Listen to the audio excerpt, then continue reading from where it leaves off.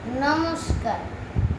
পুতুল ভাঙা ৭-৮-২৭ আমি বলেছিলাম বলে গুরুমশাই আমার পরে উঠল রাগে জ্বলে। মা গো, তুমি ৫ পয়সায় এবার রথের দিনে সেই যে রঙিন পুতুলখানি আপনি দিলে কিনে।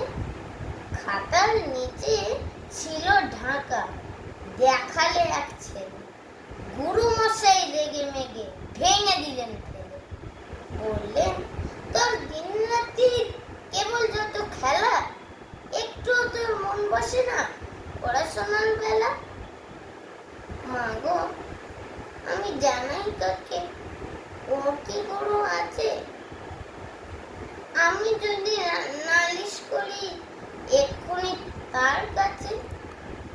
কোন রকম খেলার পুতুল নেই কি মার ঘরে? সত্যি কি আর একটু মন নেই পুতুলের পরে? সকাল সাঁঝে তাদের নিয়ে করতে গিয়ে খেলা, কোনো পড়াই করেননি কি কোন রকম মেলা?